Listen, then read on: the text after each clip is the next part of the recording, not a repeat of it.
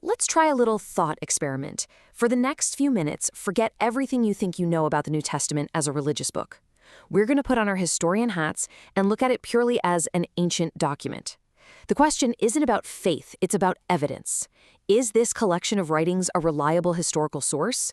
And to figure that out, we first have to ask, how do we test any ancient text? I mean, think about it. This is the massive challenge for anyone who studies the ancient world. Whether we're reading about Caesar's campaigns in Gaul or Plato's ideas on philosophy, we hit the exact same roadblock right from the get-go. And here's that roadblock. It's kind of shocking, but the originals, they're gone. We don't have the scroll Plato actually wrote on. We don't have the document Tacitus penned himself. And nope, we don't have the original manuscripts from the New Testament authors either. What historians have are copies, and usually copies of copies of copies, sometimes made hundreds of years later. So how in the world can we trust that they got it right? Well, luckily, it's not just a guessing game. Historians have a method, a kind of toolkit for this exact problem. It's a set of standards they can apply to any ancient writing, whether it's Homer's Iliad or the Gospel of John, to see how reliable it is. It pretty much boils down to two key questions. First, how many copies do we have? The more copies that exist, the more historians can cross-reference them, spot any Scrabble errors, and get closer to the original text. It's like having more witnesses to a crime. Second, what's the time gap? This is crucial. The shorter the time between the original was written and our earliest copy, the less time there is for myths and legends to creep in and distort the story. So, simple formula, more copies plus a shorter time gap equals a whole lot more confidence. Okay, so let's put this test into action. We're going to take the New Testament documents and put them head-to-head with some of the heavyweights of ancient history, the kinds of texts that are considered the bedrock of our knowledge of that period. And this, right here, is where the numbers get, well, really interesting.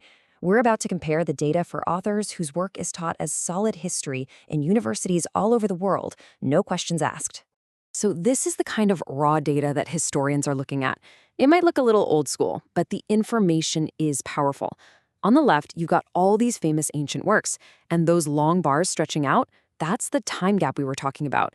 Often, we're talking about centuries and centuries between the event and the first copy we have. Let's break this down a bit more clearly. Whoa. Okay, when you put the numbers in a table like this, the difference is just staggering. Take Caesar's Gallic War, a cornerstone of Roman history.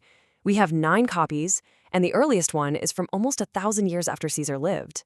For the great historian Tacitus, we have 2, just 2 copies. But then you look at the New Testament, and it's in a completely different universe. A time gap of around 250 years, and more than 20,000 manuscript fragments found so far. Let's just sit with that time gap for a second. 1,000 years between when Caesar wrote and when our first copy was made. That is a massive game of telephone. For the New Testament, it's less than 300. Now, that's still a long time, but in the world of ancient history, that is incredibly close to the original events. And then there's this number. Over 20,000. We're not talking 8 or 9 manuscripts. We're talking an absolute mountain of evidence. Copies in Greek, Latin, Coptic, Syriac. Just based on this manuscript test alone, the New Testament isn't just well attested. It's the best attested work of the entire ancient world, and it's not even close. But okay, that's just step one. An amazing number of copies is great, but historians need more. They also look for a second, crucial piece of the puzzle. Does anyone else talk about this stuff? You know, independent sources, especially people who weren't part of the movement or even hostile to it.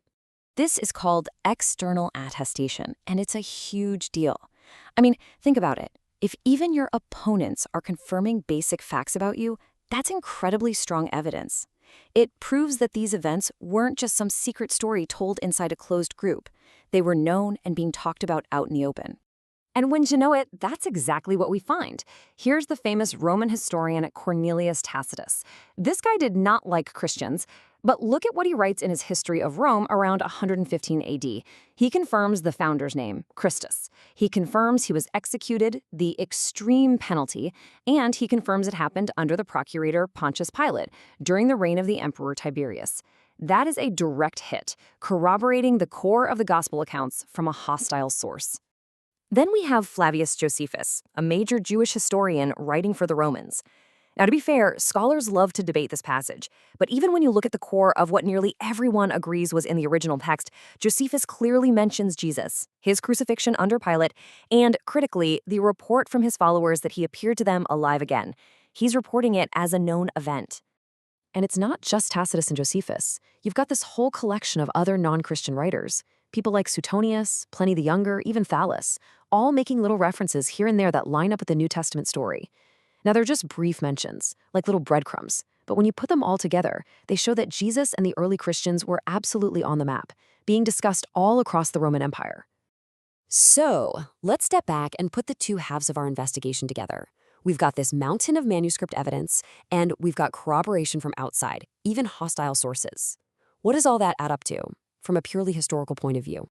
Let's just recap the case here. First, these documents read like history. They name names, places, and rulers.